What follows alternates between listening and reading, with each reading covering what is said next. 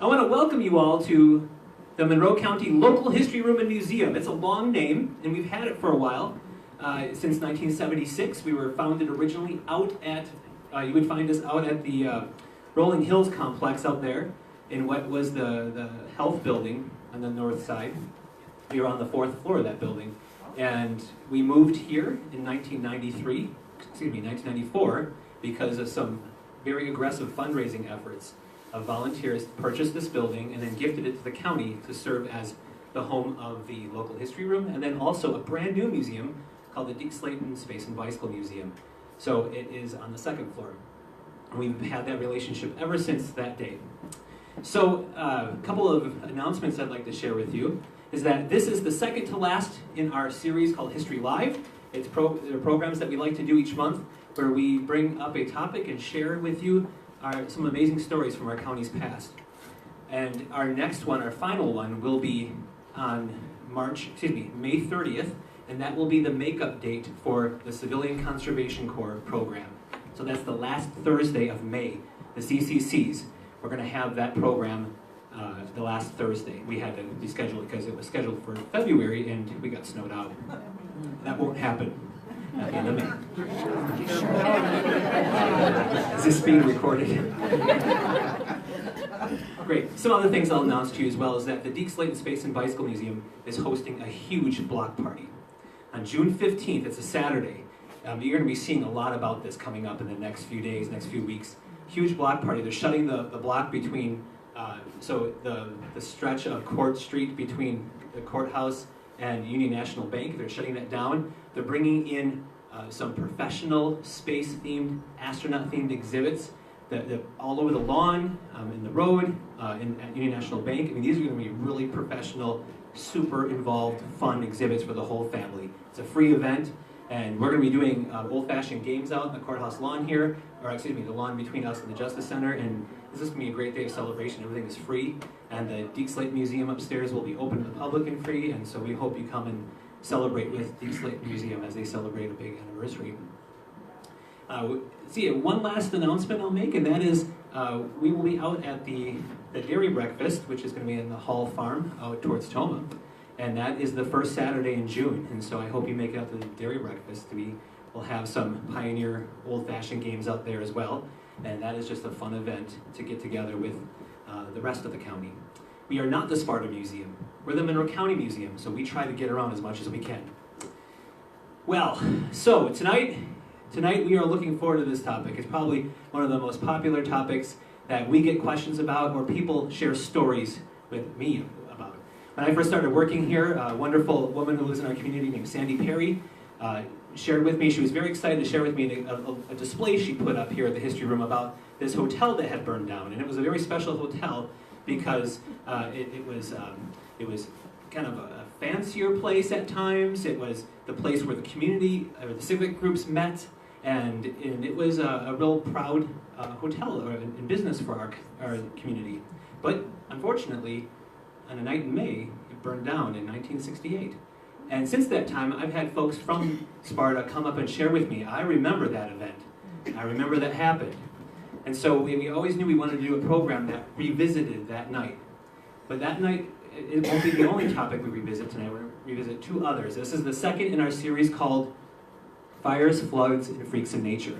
So without further ado, I'd like to introduce our speaker tonight. He's also the fellow who researched and wrote the articles that you may have read in the paper. He's so talented, and we're so grateful that he came up to us one day and asked to volunteer, and we asked him what his skills were, and he revealed that he enjoys researching. He didn't say, I'm a skilled writer.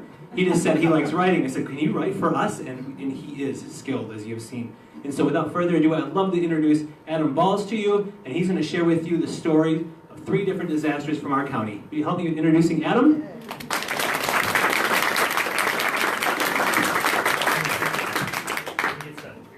Okay. And I'll get the lights.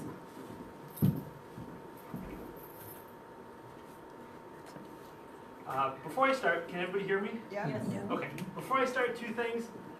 There's a lot of names in these presentations. If I mispronounce anything, I apologize, especially if it's your name. You can correct me when we get to the question and answer part of it. or when you want to share something. The other thing is, I just forgot what it was. I'll think of it as we go along. All right. Oh yes, if ever I get in your way, just give me a nice kick and I'll get out of the way because I tend to wander. Yes, nice gentle kick. All right. We're going to start with the ice storm of 1922. So we're going to go back almost 100 years. It began on the morning of Sunday, February 19th. Now, getting a rainstorm in February, not that unusual, maybe a little unusual, although with the weather we had this year, no weather is unusual anymore. But this was a little different. As they wrote after the disaster or the storm was over, they went from rain to sleet to snow. They had lightning, they had thunder. Just every hour it seemed to be some other different thing that was happening. And what made this storm a little different than most other storms is it stayed. It came on Sunday and it stayed into Monday, stayed through Tuesday, stayed through Wednesday. It just hunkered down over the county and didn't move. So the first real sign of trouble came on Tuesday. A bolt of lightning came down, struck the steeple on St. Patrick's Catholic Church, started on fire. The fire department came out, but they quickly realized that their fire hoses did not reach up to the steeple. They couldn't shoot water high enough to get there. So they were just kind of left. They just had to stand there and watch the steeple burn. So by the time the steeple burned down far enough where they could put it out, they put the fire out. But as you can see, the church from 1922 is not the church we have today. It doesn't have a steeple anymore. So that should have maybe been a sign that this storm was not going to be like most storms. That was Tuesday. By Wednesday morning, the people of the county woke up, and this is what they found. What the newspapers later said was that if there was any available surface in the county, a roof, a road, a sidewalk, a tree, a power line, it was covered in ice by Wednesday. And it wasn't just ice that was the problem, although we'll get back to the ice.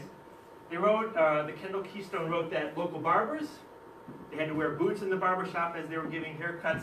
They were walking around in a couple inches of water as they were giving haircuts. Some homes reported that they had mold, that their ceilings are sort of compromised now because of all the water that was pouring down.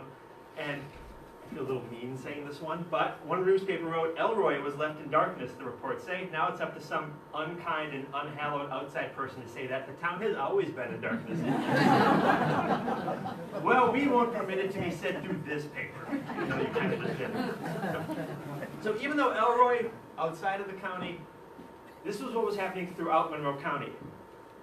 Because of all the ice that was clinging to power lines and telephone poles, eventually what people report is that if you just stood and listened, all you hear was branches cracking, branches falling, telephone wires snapping, telephone poles falling over. This was a serious issue. And in 1922, telephone poles, electric wires, this was somewhat of a novel thing in certain parts of the county. They hadn't had this for that long. This was still in the age when people still had kerosene lamps at the ready because that's what they were used to. Here you have another picture.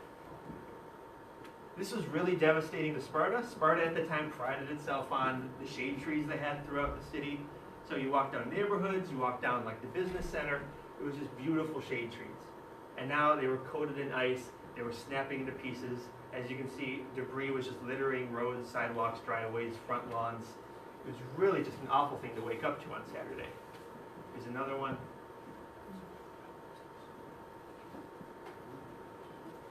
This you can really see the devastation. First of all, how tall the trees are compared to the people in the background, and also just how much damage it caused on a single road.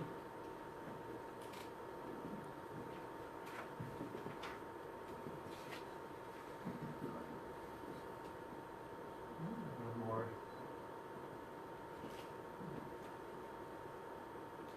This is a shot of just the train tracks and the wires next to the train tracks. This is more out in the rural areas. This is from Tomah, so you can kind of see how it affects even shorter poles. They get so weighed down with ice that they tipped over. Another one from Tomah.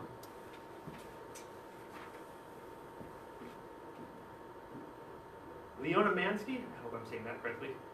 She was from Tomah, and she later wrote this down, her remembrances of this. She said people were going to the stores to buy oil lamps. They had to walk in the streets because of the danger of the falling branches. The streets were very icy, and the people had to walk very carefully. So all those people who had just thrown out their oil lamps and their kerosene lamps because electricity, they didn't need them anymore. Now they had to go out and buy new ones. She also wrote most of the parents kept their children home that went to school, but the children that did go to school were sent home because the water pipes had broken and there was ice in the halls of the school. So you essentially have people kind of stuck. They could leave their homes, but they were essentially stuck in their neighborhoods or their towns, their villages. They couldn't go anywhere. Even the train. There was a report that the train it was leaving was going south out of Cashton towards Viroqua, went off the line, went off the rails. They somehow got it back on the rails and went back to Sparta, and they just couldn't run the train until the tracks were clear. So, when you have a disaster like this, somebody's got to clean it up, somebody's got to fix all the mess. One of the people it fell to was this guy, this man, Howard Teasdale.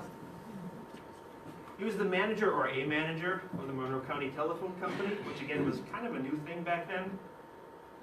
And it was his pretty much job to organize all the repairs, to get people out to fix things. Very early on, after kind of everybody realized this was a big deal, he gave some estimates. He said there was not a single rural nor toll line in service out of the local center as of Thursday morning. He also estimated the damage at $10,000, which back in 1922 was a large chunk of money. And he said it would take 2 months to fix all the lines. The Cashton Telephone Company, which was a separate thing, a separate company, they predicted something even worse for their community. They said their estimates were several thousands of dollars in damage, and they announced that it will likely be from 4 to 6 months before we're again having service. Guy Poole, he was another manager for the Monroe County Telephone Company. He was put in charge of organizing pretty much like, how are we going to fix this, who are we going to get, how many men are we going to send out? Well, he couldn't. When they surveyed all around them, they realized, they said frost, we got frost from 2 to 4 feet deep, which our linemen can't even go out in that. So there's no way we can make repairs until the frost goes away. They did something that was actually quite, I guess, nice. Although maybe for the day it was expected, I might be cynical today. They said, until we get our lines fixed, you don't owe us anything. No customer has to pay a single bill until we get our lines fixed. If you've paid us already, we'll hold off on that. We'll charge you, or we'll accept that money once we get the lines up and going again. And remember, this is a new company, and now they have to fix what is essentially an entire county's worth of lines and wires and poles. And they're saying, we got this. The man with the red arrow over his head, his name was Richard Rodenhouse.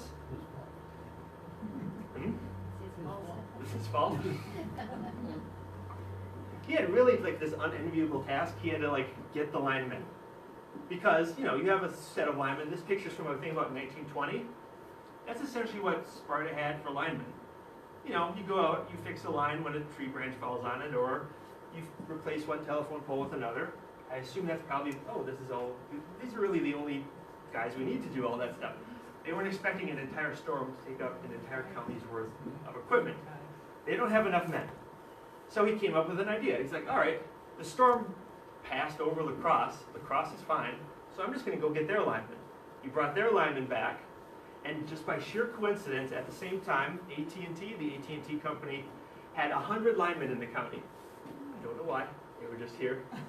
He's like, you're gonna work for us too. So by the time he was done, he had a couple, I'd say 150, maybe 200 linemen all around the county, fixing the poles, putting back the wires, making sure everything was back to normal.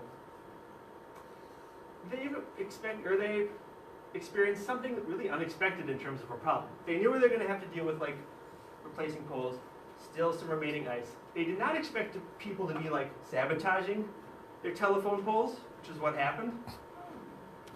So you have people, Monday before 9 o'clock, 6 cases were reported where someone had fallen trees or wire over service wires. So there's people going out cutting down trees so they fall on service wires. Near Angelo, several high stumps have been sawed off that could be used to put up the line in temporarily. So these pieces of timber that they were going to use to sort of make temporary lines, people just came in, sawed them off, took them away. They did remind, the newspaper did remind people that this sort of thing is punishable by 6 months in jail or a fine of $100. Right? I'm not quite sure why people would go out and take things for a telephone or electric or a telephone wire, but they did. It took a couple of weeks before the sidewalks and the roads were cleared away of the branches, telephone poles, and electric wires. One of the first places, surprisingly enough, that got electricity back, or that got telephone service back, was the business district in Sparta, because their electricity and their power came from a water wheel, which still worked. Other places had to wait a couple weeks, a couple months, until they got all their services back. Once that was done, and the weather was better, the ice was gone, now you have this problem that you have all these trees, hundreds and hundreds of trees. They're still alive, they're still good trees, but they're heavily damaged, and they need to be repaired. So, from all outside the county, some people from Madison, I think 1 or 2 people from the U.S. Department of Agriculture came in, and they just were tree doctors. They spent time going around the county, fixing up the trees.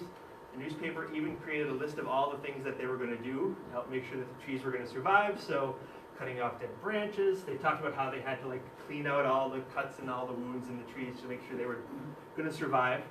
And up here's a picture, somewhat of a blurry picture, of tree doctors at work. They'd come in, they'd set up their ladders, they'd climb up the trees, they'd do their job, and they'd move on to the next tree. Once it was all over, the newspaper said, they called it the worst storm in its history.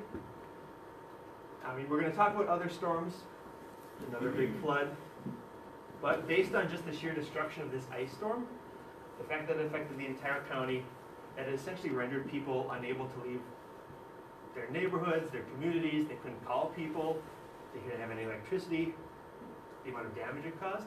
It does, I mean, it's a pretty good contender for one of, if not the worst storm in the county's history. Although I guess that's debatable. Now, this is going to be an interesting question to ask. Does anybody have any memories of this 1922 ice storm? If you did, I would be seriously impressed, because that is some good memory. Does anybody, or was anybody ever told a story about this, or they had memories, or relatives had memories of this? This was a shot in the dark, I knew. If not, we're going to move on. Okay. We're going to skip ahead quite a bit now. So it's 1990. Actually, we're coming up on the 30-year anniversary of this next year. So this storm, like all storms, doesn't begin in Tomah, it begins somewhere else. On Friday, August 17th, 1990, storm moves over Monroe County. It hit Norwalk first. It dropped enough rain on Norwalk that, according to the newspapers, 4 feet of flood water rushed through the town. So essentially, the streets in Norwalk became a river.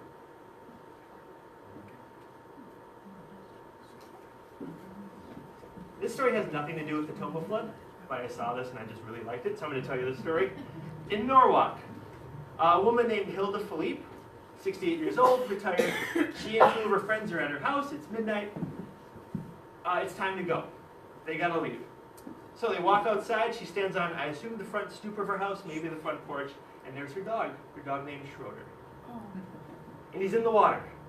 So of course she wants to get her dog back. Before she can act though, a tree branch comes out of nowhere, hits her, knocks her off the stoop. Now she's in the water. This 4 feet of water carries her away. She manages for a brief moment of time to grab onto a telephone pole. Current's too strong, carries her away. At some point, far away from her home, she manages to grab hold of a tree. She climbs up into the tree. She stays there all night. About 10 a.m. the next morning, she does something that I would consider unthinkable. She jumps out of the tree. The water's still rushing. She swims up current, or against the current, until she gets to land, which is a highway. Starts walking home. By sheer coincidence, a friend of hers is driving by, sees her, picks her up. They drive back to her house. Her house is I'd say a disaster. There's about a foot of water in her house. Her dog's alive. Her dog's right there waiting for her. But the interviewer, the newspaper interviews her and says, "How did you do all this? You got knocked into the water, carried away, you spent the night in a tree, you swam back to shore, then you started walking home. How is it that you can do this?" And she said she credits the strength she developed as an acrobat for 29 years with her survival. She was a member of vaudeville's Four Philippes. I just like that story. The storm also hit Sparta. Oops, sorry. He was unidentified in the newspaper. If you know who that is, please let me know. But according to him, the floodwaters destroyed the foundation of his home. He had to leave. And they snapped this picture of him standing at an intersection with his suitcase. I mean, looking pretty lost. Doesn't know what to do or where to go now. This should have been a pretty good warning sign that what was heading towards Tomah was a big deal. This is a bit hard to see. Here's Lake Tomah down here. I'm assuming a lot of you are from Tomah, and that's like not news to you. Oh. We were there for flood. So the rain hits Tomah, and it starts at about 10 a.m., but it doesn't really pick up until after midnight, so most people are asleep by this time. Starts flooding. In the course of about 4 hours, 8 inches or nearly 8 inches of rain drops on Tomah. By sunrise, so I'd say, we'll say 5 a.m., 6 a.m., water's already running over the banks of the dam, already running into the streets. We have a problem now. This is a Tomah resident. She was recorded, or she gave this quote to the newspaper. It all started when my mom, sister, and I were at the laundromat by the railroad tracks. While we were there, it was raining and lightning out like you wouldn't believe. Then we went to bed at about 2 a.m., and about 4:30 a.m. my dad got off work and came home, waking up my mom, telling her the lake was flooding over.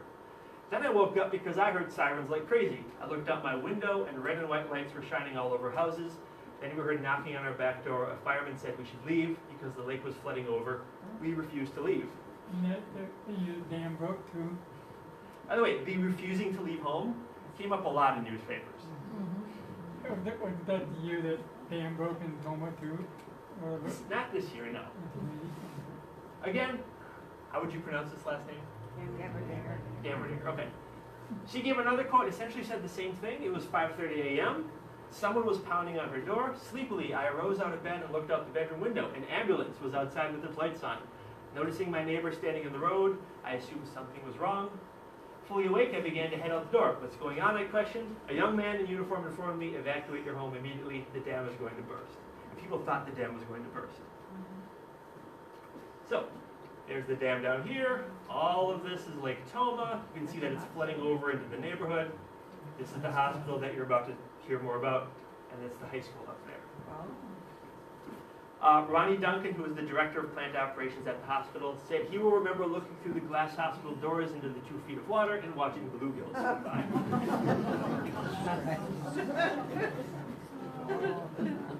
This is also the same thing, the hospital.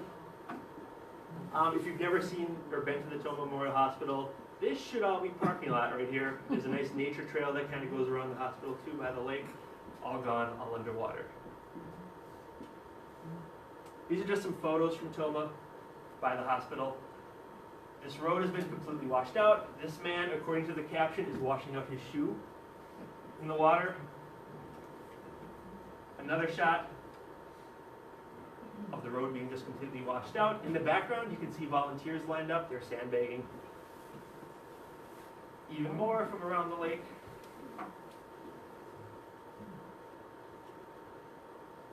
Then there's a car in the lake water. And the caption says a car and a pontoon boat came together near an intersection. Another one.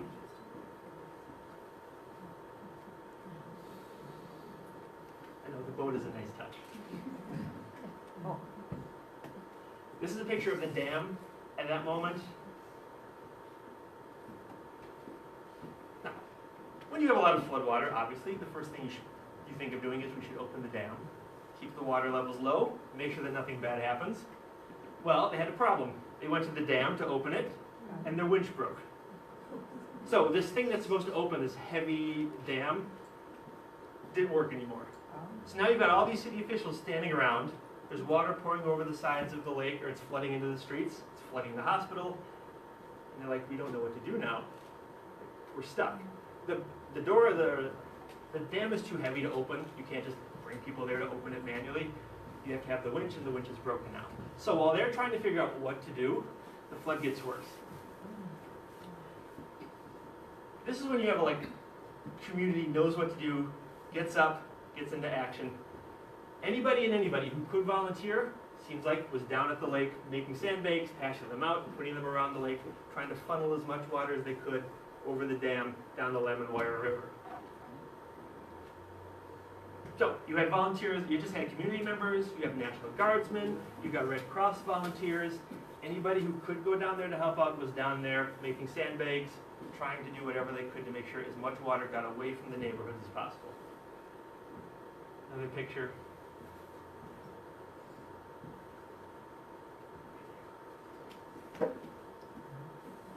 And that's the road washed out behind them. Okay. Eventually they have a solution to the dam problem. It takes until 5 p.m. for them to figure this out or to get what they need, but eventually they bring in a crane. The crane is powerful enough that it lifts up or it opens the dam, and all this water rushes down the Lemon Wire River, which is in the red right there. Now, if you were in Tomah in 1990, you know what's about to happen. You just have a whole lot of water now pumping down this river. And this river crosses right under Superior Avenue, which is the main road in Tomah, the main street in Tomah. At its worst, at the worst moment of the flood, 2 feet of water was going over Superior Avenue. This over here is, we'll call it the Lemon Wire neighborhood. This is Lisa again. Soon it became evening and we were still hoping to go back home. It was then we heard that they were letting the dam floodgate open and consequently flooding of the Lemon Wire would result. We stopped to talk to 2 firemen. One's response, don't even attempt to go home. The water's getting higher and higher. Discouragement settled in. It settled inside of me. And it was then I realized we really could lose all our possessions. It was very disheartening. You have a whole community of people who just don't know what's going to happen now. This is from the Lemon Wire side of town. So these are 2 guys, or yeah, 2 guys in a canoe.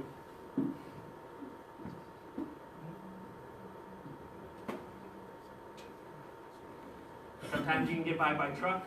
This is Town Line Road, which sort of leaves Tomah. If you know where the Walmart distribution center is, that's the road that goes to that from Tomah. Another boat.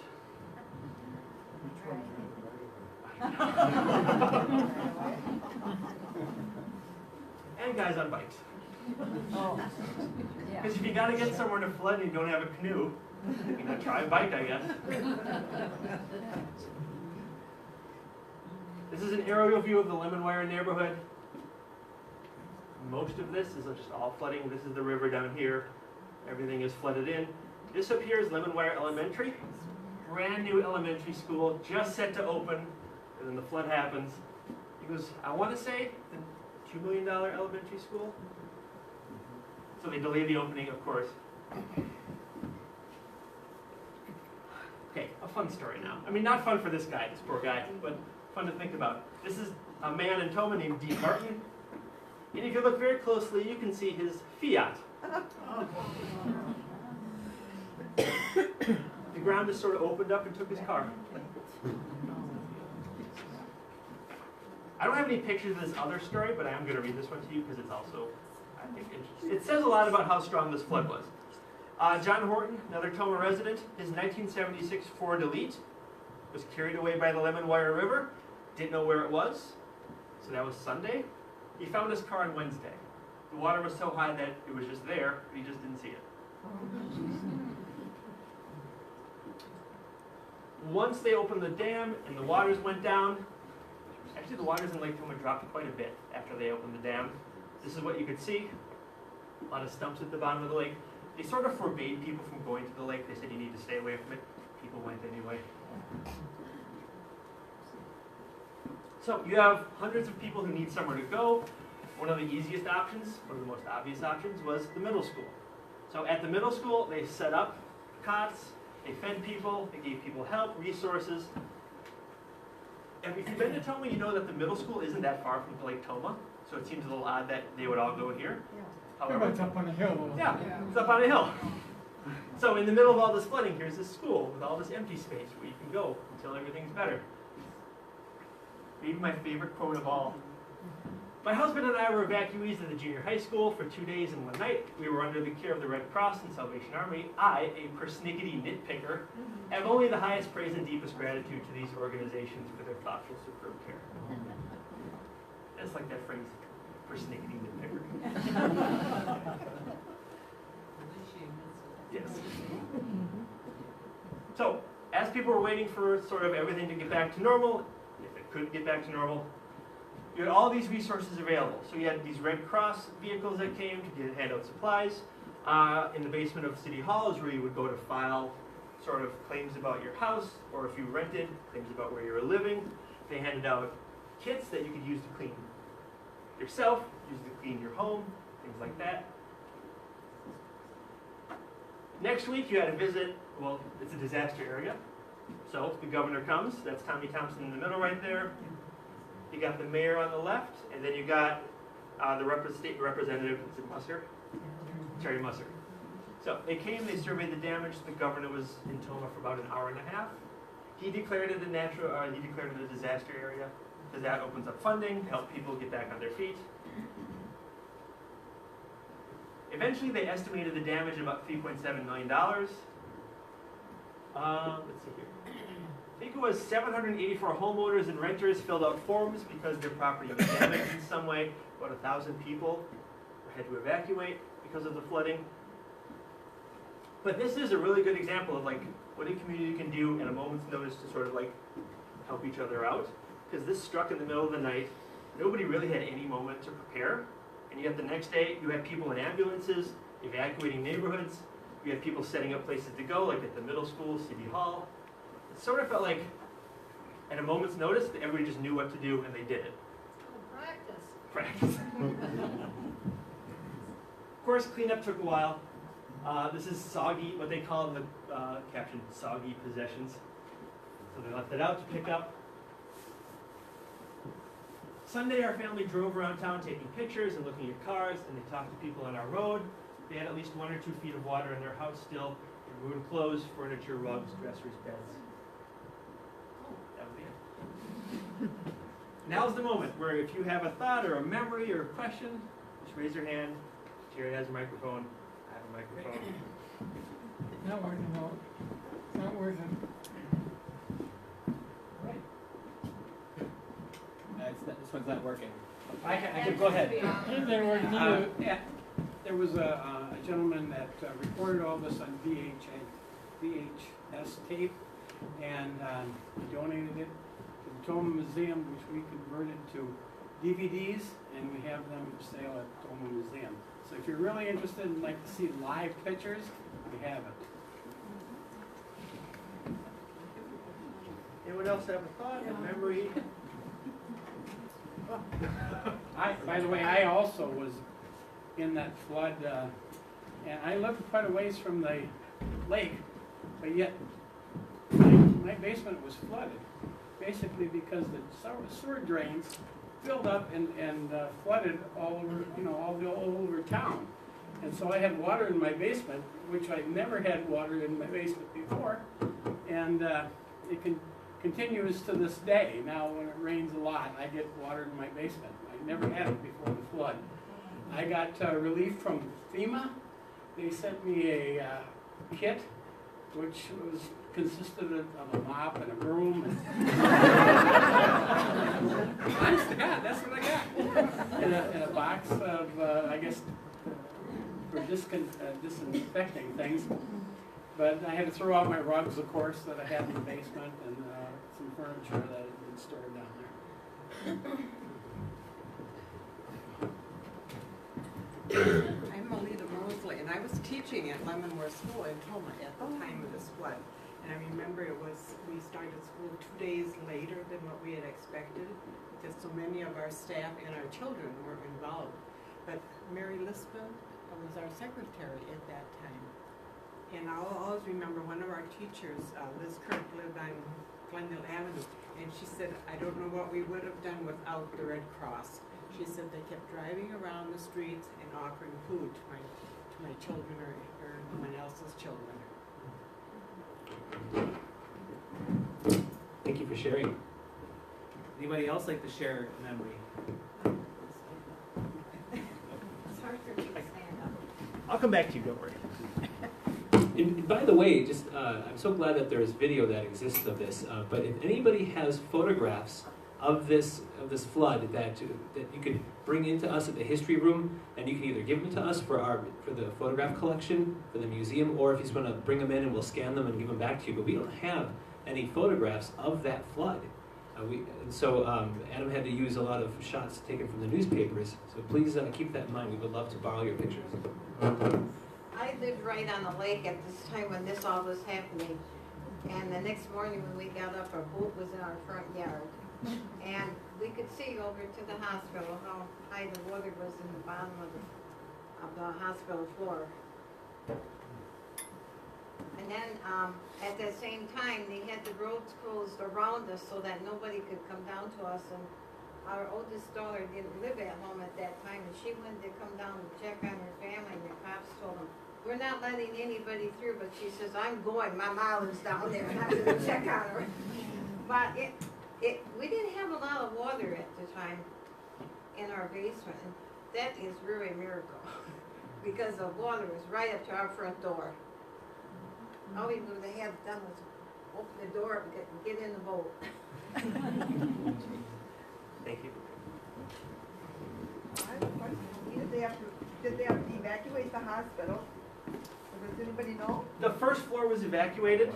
The second floor, there was something about the second floor. I don't know if it was the department that was on the second floor where they couldn't evacuate, but there were people who had to stay at the hospital. They just moved them. So, I don't know if it was like natal care where you just really can't move, but there were people I think on the second floor. That was when the babies were downstairs. Yeah, I think it was they moved the And babies kitchen. in the kitchen. Yeah. Yeah, the ground floor at the hospital, I worked there at the time, but I was off that weekend. But there were muskrats scratching at the windows of OB. They had to move everybody upstairs. Yes, the kitchens were downstairs. Gert was the head of the kitchen, and she still managed to feed everyone there, you know, without... Not the muskrats. Yeah, not the muskrats. But yeah, no, they stayed open. Yeah.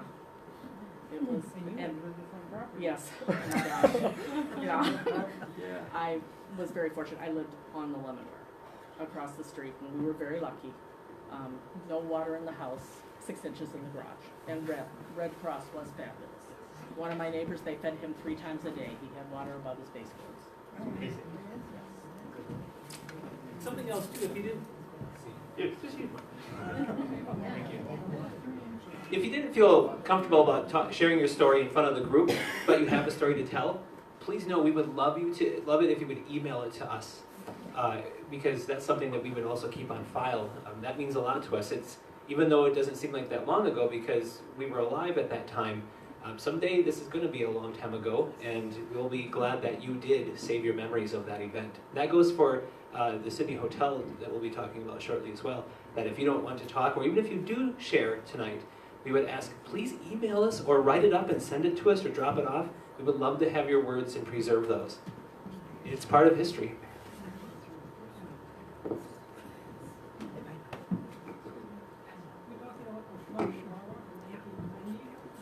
It started in Tomah. In 1990, Yeah. there was also a flood in Norwalk in the 1880s, in the late 80s. 78. 78? Yeah. 78. Yeah, that was bad. We didn't rent in one street. That gentleman right there, was in my dad's basement, and my great-grandfather, Mm-hmm. and the basement was full, and one was hitting on the bottom. So that drum was hitting on the... Right. And so I thought to myself, okay, this drum's got to be in a better place, and that's all I ended up here. That's right, we're grateful for that. So that was just a story about the drum, the Brigham family drum that you see in the case over there. It had received water damage. Now we learned how it got damaged. It was damaged in... Well, it was a Civil War. My great-grandfather was a Civil War. It was a drum when my dad had his drum. And he had it in the basement. We had a place for it. Unexpected a flood then. But, and as you know, like there are many, unfortunately, there are many other disaster stories. Now that's going to be future for us. If you have suggestions about what you would like us to do a program on, please do share that with us after the program or whenever. And that's how we end up coming with our ideas. And we try to do something from all over the county. We try to do a variety of them as well. But without further ado, why don't we transition now to the last segment of your presentation, Adam? Okay. Well, we've done the freak of nature with the first one. We've done the flood. And now it's time to do the fire.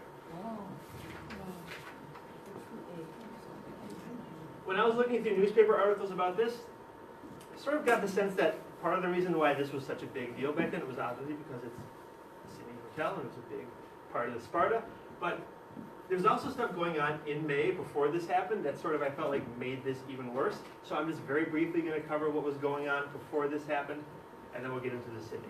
So, in May of 1968, you had a lot of fires. The first one was Wednesday, May 8th, the Tunnel City Grade School.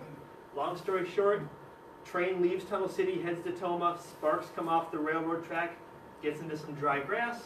The grass starts on fire, wind carries embers back into Tunnel City, they land on the roof of the school starts on fire. I want to make sure I say their names because it's important, because they did something amazing. Two 12-year-old students, David Griffin and David Arneson, I think that's how you say his name, alerted their teachers. They saw that the roof was on fire, they told their teachers called the fire department, everybody got out safely. The school couldn't be saved, but two students who were paying attention managed, I think, did a lot of good that day. So that was May 8th. 4 days later, in Sparta, now we talked about this before, is it Kewen Building? Kewen Building? So, Kewen? The Kewen Building, which was 2 blocks from here. Yeah. This is an odd story. So, it's the night of May 12th, a girl walks into, I assume it was the fire department, walks up to the clerk and says, I just started a fire. She didn't say it like she was proud of it. She's like, I did something bad, I just started a fire. Clerk didn't believe her. So the girl told her the story. She said, I was walking in the alley behind the Kewen Building. I couldn't see where I was going, so I started lighting matches. Light a match, look around, match goes out, light another one. She struck a match, the whole matchbook went up in fire, or in flames. She got a little scared, threw it, landed on some cardboard. Cardboard started on fire, building started on fire. She tells us to the city, or to the clerk of the fire department, who happens to be married to the fire chief. She doesn't believe her, takes her back home. Home in this case was the, what's the school for kids? The Child Center. The Child Center. Takes her back to the Child Center. She finds out later that actually there was a fire. They interview the girl, and she says, yeah, I did that, I'm sorry. But essentially, like this entire block of that street over there went up in flames on the night of May 12th because somebody lit a match and then threw it on cardboard. The people who lived in these buildings or above the stores on this block kind of moved 1 block over, lived in all the buildings there. Next door to those buildings was the Sidney Hotel. So May 18th, Saturday, everything's quiet. Quick history, the Sidney Hotel before it was the Sidney was the Warner House way back in the day. That eventually went away because it burned down. The man on the right is Charles Dozier. This is him when he was a young man, when he first bought the hotel. He bought the Sidney back in the 20s. Fast forward to the 1950s. Not so much of a young man anymore. Besides, I've been in the hotel business most of my life. It's time to hang it up, pass this hotel on to somebody else. He puts it up for sale. It stays on the market for quite a long time. But eventually, in 1968 actually, somebody buys it, takes over ownership of it.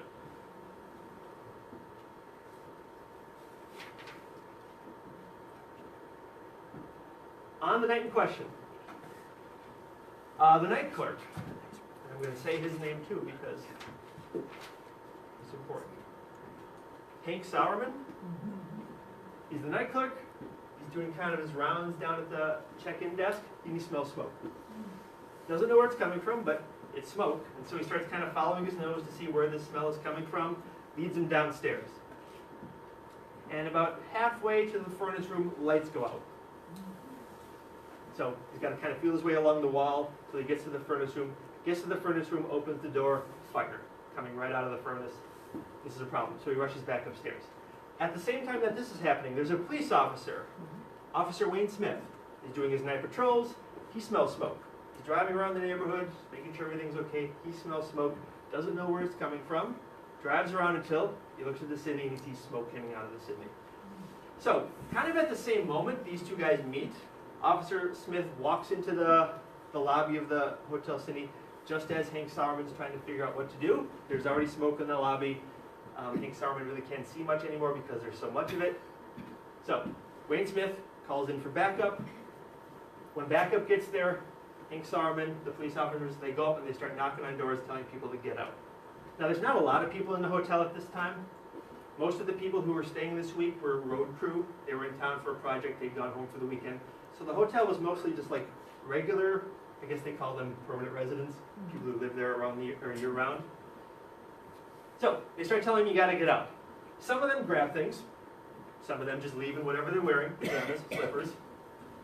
A few people kind of decide that they're gonna take a different way out. Some of them go on the back porch. There's a 3-story wooden porch on the back of the building. They go up there. One person jumps onto a next door building. I don't know how. And they stay there. But they do get everybody out. Everybody manages to get out of the building. Nobody gets hurt. Well, somebody had to go to the hospital, I think, for respiratory because of all the smoke. But nobody's seriously injured. Then the fire department shows up. And there's 2 members of the fire department in particular who are important. The first is Matt Rice. He's the chief. Second is Omar Howman. Would you say assistant chief? Acting chief? 2 days before the fire, Matt Rice goes in for heart surgery. He's out. So it's up to Omar Howman on this night to take care of this. Omar Howman's kind of got a relationship with the hotel. A week before the fire, maybe 2 weeks before the fire, he had to do an inspection of it because it had a reputation as a fire trap at this point. Went in, did the inspection, said, it's fine. He said he blamed it on the age. It's an old hotel, I think about 75 years old at this point. He said people think because it's old, it's a fire trap. It's not, it's fine. Now, a week later, he's there watching it burn.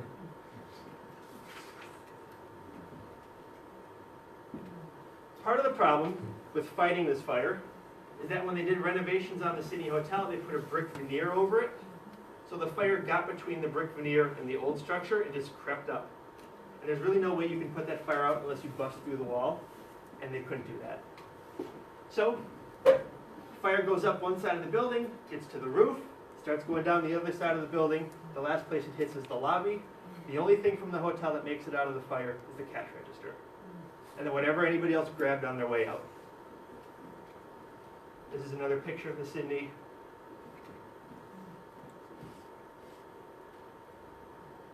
Again.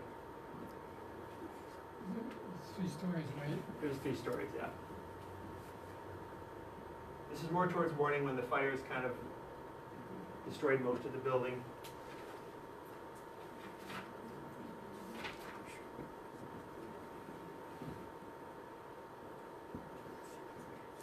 And then this was what was left.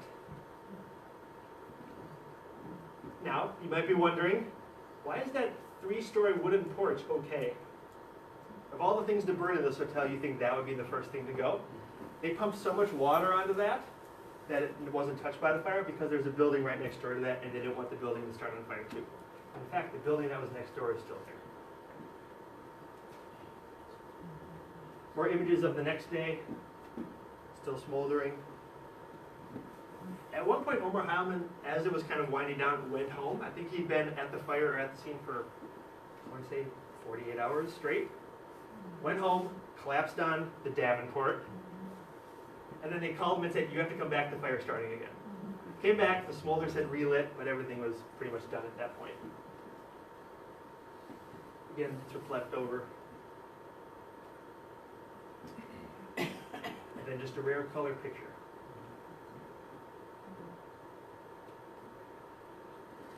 And this is them taking care of what was left. In case you wonder, what does this look like today? That's today. This little building back here, this is the little building that they wanted to save, so that's why they were pumping all the water onto the back porch. They did tear the back porch down eventually too, obviously. So a fire this big attracts a lot of people. There were a lot of sightseers. As some of you told me before we got started, you were there watching. You had to keep your distance. One of the people, unfortunately, who also came up to watch this was Charles Dozier. He had retired, moved a couple blocks away. He went and watched the hotel that he had owned for almost 40 years burned to the ground.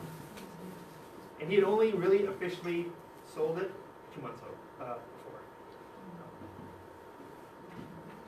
Is that what the cost of it was? It was the furnace. Okay, here we go. Anybody who have a memory to share about the Sidney fire? Not about the fire, because I was gone by then, we left in '63, but I got my PhD there, putting hubby through. I was a waitress in the dining room for a few years, so got a lot of nice memories from that. Good chef. And I got to take home the leftover lobster Newburgh with me. Very good. Okay, got someone in the back here. Jared, the young man that Adam mentioned about being in Tomah City, that David Arneson, maybe the young man that we had his book for here on display. So somehow they added a renewal contract to where he is in Colorado. And see, he was the one that was that young boy that went to the school and told him that the school was on fire. Oh, all right. We may have a connection. David Arneson. David Arneson. Trying Okay. to do the math about how old that boy would be right now. Okay. Born in how old- 56. How How old? old would he have to be? 63? 63. It's about that. All right, I'm going to follow up on that. Okay, I'm going to walk right through here and bring the phone back to Pat back here, pardon me. Speaking about the Sidney Hotel, I used to get my hair cut in the basement of the Sidney. And Kurt Wells got his start, I believe, cutting hair down there. So, yeah, a lot of memories of that. And, I don't know who actually owned the barber shop, but I do know. Mr. Keller. Kurt- Wasn't there a Keller? Bill Keller. Keller? Phil Keller? Bill Phil Keller. Keller, there was a Keller. Okay. I would used to get my hair cut there too. Okay, yeah, doubtless there everywhere. Great.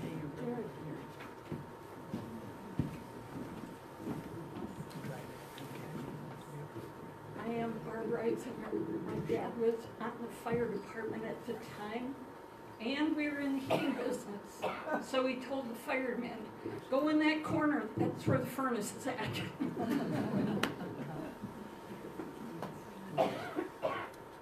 Anyone else? That's what the show. Okay, Dennis? I have one tidbit for the history buffs, actually, talking about the Warner House. I have the original article from the Sparta paper of when that burned in 1878. I'm going to be donating it to the museum, but it's quite a lengthy letter in the paper on the Warner House burning back in 1878, same location. And the day of the fire, his twin brother actually got married. We were down here at 6 o'clock in the morning to watch the fire before we went to the wedding. And I used to eat down there too. I loved it. I used to love eating at the Yes, Sidney Hotel. very nice. Anyone else like to share? Okay, again, if you would feel more comfortable sending it to us in an email or typing it up and printing it off and dropping it off or mailing it to us or even handwriting it, we would love to have any memories or even your memories of just being there. It doesn't have to be necessarily the fire, but just of that place because it's certainly part of our history. Well, any last thoughts about these disasters at all? Then what I'd like to do is say what we'll do is we'll turn the lights back on and we're gonna bring out some refreshments and feel free to hang around and share some stories with your neighbor around you or with us tonight. We are so glad you came out tonight and we look forward to you coming back to another program. If you're on Facebook, we are at facebook.com/MCLHR. We have a wonderful Facebook page because Hannah, who works here at the History Room, she puts historic pictures up 2 to 3 times a week, and we get wonderful conversations on there. So if you have not liked us yet, please do that because we love to hear from you. It's where we get a lot of our stories. People will comment on the pictures. And so thank you again. Can you help me just by giving Adam a round of applause? Thank you all for coming.